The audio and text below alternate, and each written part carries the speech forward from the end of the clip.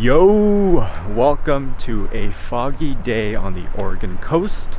We're here at Harris Beach State Park and we're just gonna walk around, hike around, check it out for about 20 minutes and then we're gonna be continuing up the Oregon coast today. Today is officially our beach day. The weather right now is a nice 62 degrees Fahrenheit at Harris Beach. And it's a bit gloomy here, but it's a nice walk. There's not many people here in the morning, and the beach here is definitely rockier than the ones we're used to in the middle of California. And so far we've tested the water and it seems like it's quite a bit warmer than the water that we're used to in Santa Cruz or in Monterey, California. We just saw a bunch of birds flying around like synchronized fish. It's one of the coolest things we've seen birds do, and it was an awesome thing to experience at Harris Beach. We're done here at Harris Beach State Park. We spent a lot more time than we were planning because it's very beautiful here. There's a lot of small wildlife that you see on the rocks and on the beach. So now we're off to continue our road trip up the Oregon coast to the Samuel H. Boardman Scenic Corridor. We stopped briefly at Lone Ranch Beach, but it seemed very similar to Harris Beach, so we continued on and now we're at the Cape Ferraro viewpoint. Cape Ferraro. Although it's very foggy today, the walk up the coastal trail at Cape Ferraro viewpoint is very pleasant. You're passing by a lot of bushy tunnels and then you walk into an open field where you're walking through the cape up to the coast. And once you walk for about 10 or 15 minutes, you get to the coast where you see the beach and also see the viewpoint from below. It's quite a bit different than the experience you get at the beach, so we highly recommend checking out the Cape Ferraro viewpoint. The fog does clear up sporadically, so if you just hang out for 10 or 15 minutes, you might get lucky and the fog will clear for a short time before it rolls back in. Next up is House Rock Viewpoint. It's completely fogged out here. We can't see a thing. It's only half a mile away from the Cape Ferraro viewpoint, and the fog changes very often. This is now Whales Head viewpoint. Each of the stops so far have a different look and feel to them, so all of them are worth a short visit. We hiked to the beach from Whales Head viewpoint. The beach is very similar to Harris Beach, but it's less rocky here except for the big Whales Head rock.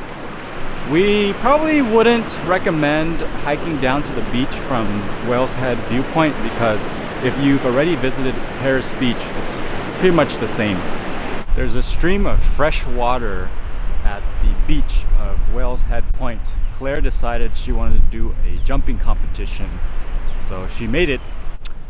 Our hike down the Whales Head viewpoint beach is turning out to be a lot more eventful than we thought. We followed the path up the stream and then we encountered a whole bunch of downed trees that we walked across, and then we tried to jump across the stream.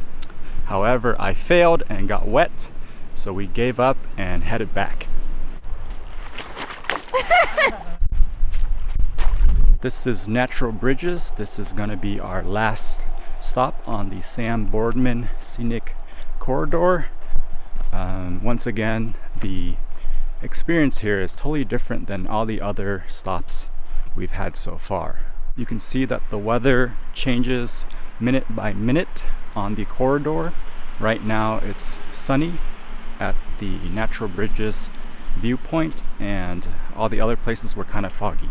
It's a pretty steep hike down the Natural Bridges trail, but it's well marked and pretty straightforward. In order to enjoy Natural Bridges, you really need to hike all the way down to the bridges from the viewpoint in order to see everything up close. The trail at Natural Bridges goes all the way down to let you be on top of one of the bridges. But that trail down is super steep and super risky, so we don't really think it's worth it to go all the way down. But the trail does stop you one level above the bridge, and that viewpoint from there is good enough, and you don't really need to go all the way down. And that's all for our trip on the Sam Boardman Scenic Corridor. Now we're going to be heading up to get some barbecue in some city nearby. Following our time at Natural Bridges, we enjoyed a lunch at Gold Beach BBQ. At Gold Beach BBQ, we experienced probably the best service that we've experienced in the entire USA. Our waitress was very friendly. She asked us where we're from, where we're going. She remembered our names and everything. At Gold Beach BBQ, we got the 3-meat combo. We chose the pulled pork, the ribs, and the brisket. All of the meats there were fantastic. Probably the best barbecue meal that we've ever had. We also got 2 sides, which includes the steak fries.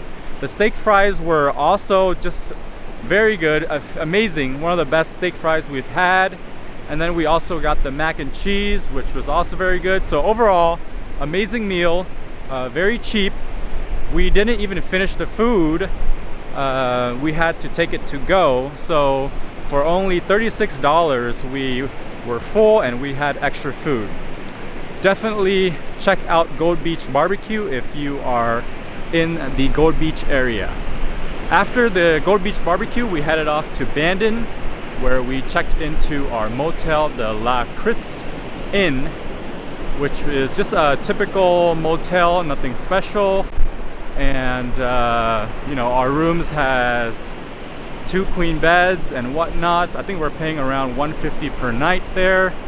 So that's it for our 3rd day on this road trip. Tomorrow we will be heading to the Sea Lion Caves and also heading towards Eugene, Oregon.